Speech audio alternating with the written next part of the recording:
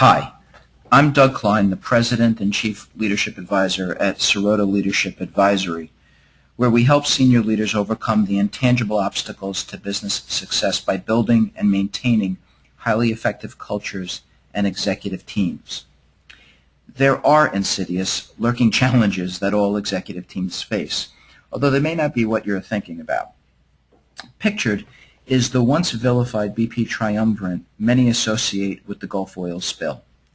The learning point of that disaster isn't that there'll be challenges or even mistakes, but whether the root causes are systemic and likely to cause similar outcomes in the future. In BP's case, Chapter 4 of the National Commission's report suggests that failures in management and culture led to the blowout, and that this was no statistical inevitability. That leaves us with one overwhelming question: what to do when long-term company performance is threatened by your values and your management practices. Transformative leaders are perhaps the most valuable resource in business. They understand what it takes to lead people and manage for long-term success. They recognize that a focus on efficiency and operational excellence is one component of a successful strategy, but not a strategy in itself. They know a weak culture paired with a good business strategy can't succeed in the long term, that the development of a winning business strategy isn't the magic bullet. I've had more than one leader say to me it wasn't the presence or content of their strategy that mostly led to success, but their ability to animate it. Unfortunately, business strategies can be copied, can be replicated in some way, and so this advantage is often short-lived. Nonetheless, strategies require resources, and even the acquisition of scarce, tangible resources, like talent, technology, or capital, for example, doesn't guarantee success, although it certainly helps. These are short-lived competitive advantages at best, because while they're scarce, they can ultimately be had for a price. Strategy and resources wielded inefficiently is a recipe for disaster. But a focus on efficiency won't substitute for core values or enduring management principles. So it was almost always required and a main contributor to success. But the discipline needed for operational excellence requires both a purpose and process that employees can buy into. Without, they view their leaders as bean counters, looking to create profits off the backs of their employees. What's being suggested, what transformative leaders know, is that it's the intangibles that will kill you, that values and management practices enable or derail strategy execution. In fact, the greatest derailer of success is the inability of leadership to convert the tangible resources into competitive advantages. And key to that is effectively leveraging your intangible assets. Don't buy it? Then you might be among the few who, in retrospect, feel the problems these companies were beset with were mostly in liquidity or cash. All of these companies had cash problems of a sort, but all stemming from some very fundamentally flawed core values stemming from its leadership. Even News Corp, while it's illegal hacking, not liquidity, that's bringing it down, it's a culture of tolerated and encouraged illegalities, plus hubris. That's at the root, as reported in the New York Times. Even large institutional investors are publicly noting their lacks in their ethical culture. While strategies are suspect for all, the question is, did these companies have cash or culture problems? Culture was at the root of all their problems. Even as well-intended regulations are introduced in response, realists know that the roots of the problem can't be overcome by regulations alone. It will take leadership from the top. These problems must be attacked at the root, and the root is culture.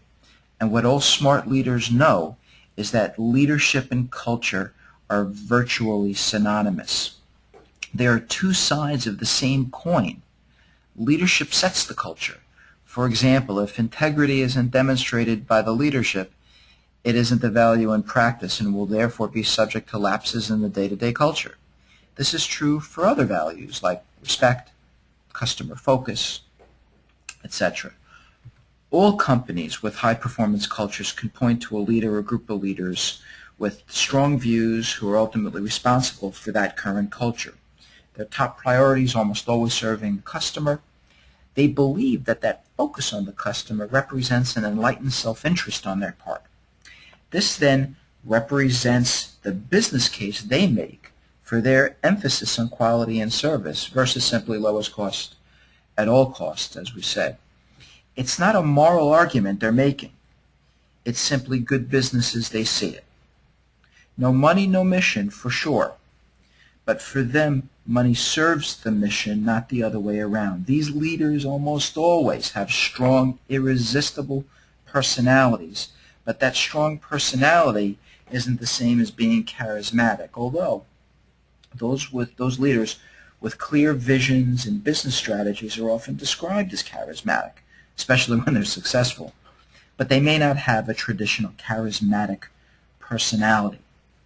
These customer-focused cultures that we're referencing are often contrasted with what I like to call money cultures, who see the customer as a money machine. Not all cultures are the same, and there are many successful companies with cultures that have unattractive features. However, all cultures have their strengths. Top-down can be highly controlled. And the weaknesses, highly controlled, can mean less creative and less healthy disagreements. Money cultures may certainly motivate their employees to receive their rewards, but can also lead to problems, especially when employees feel the culture doesn't match the customer-driven or socially driven values they cherish. Greg Smith just couldn't stand it any longer, according to his highly publicized New York Times resignation letter from Goldman Sachs. In Smith's situation, he reports a drift in his cherished values, resulting in a money-driven culture, as he describes as toxic, destructive, a culture motivated by greed, versus his cherished historical client-driven partnership. If his allegations are true, and if they go unchecked by Goldman Sachs, the long-term impact certainly remains to be seen. While cultures may differ, as can leadership style, what never differs among successful, transformative leaders are certain key elements. They believe that values and culture matter, and that their job is to ensure that they then enable the strategy. Other than strategy and succession, the most important things leaders do involve aligning the company's leaders, processes, and people around their values and desired culture. GE and IBM remain excellent examples of how values and culture can enable the execution of a business strategy. Jack Welch was responding to a bloated and inefficient bureaucracy when he ultimately took over and changed GE. He had core values and beliefs that he molded the company around, as well as a winning business strategy. Ultimately, he believed in advancing only true leaders into positions of higher leadership. Jeff Immelt, his successor, is still the CEO there, a testament to that strategy, and the proof of their long-term success is ultimately the justification of his actions. Louis Gerstner from IBM is another excellent example. Although he was responding to a more acute situation, he's credited with saving IBM by refocusing the strategy and the culture. He ultimately refocused the culture to enable it to overcome the intangible obstacles that were keeping it from succeeding. Well documented are the sacred cows and insular environments of IBM in the early and late 90s that almost was its undoing. Being values and culture oriented, like both these strong leaders are, doesn't mean they're soft on people at all. Jack Welch would cut businesses when they were underperforming, and it's well documented the layoffs that Gerstner had to engage in order to save the company. Gerstner also sought to advance only true believers and had similar success with succession as Jack Welch did, and IBM's reemergence as a dominant technological and consulting powerhouse is certainly testament to the actions that he took. So a big takeaway for any leader who has studied successful companies should certainly be that failure to attend to your values and culture in practice will leave you quite exposed to managerial setbacks that may lead to ethical issues, quality issues, performance issues, retention issues, and ultimately the viability of the company if left unaddressed. All executives, strong and weak, need to be reminded with data how their beliefs, behaviors, blind spots impact the effectiveness of the organization. This is typically a three-step process, focusing on assessment, acceptance, and action.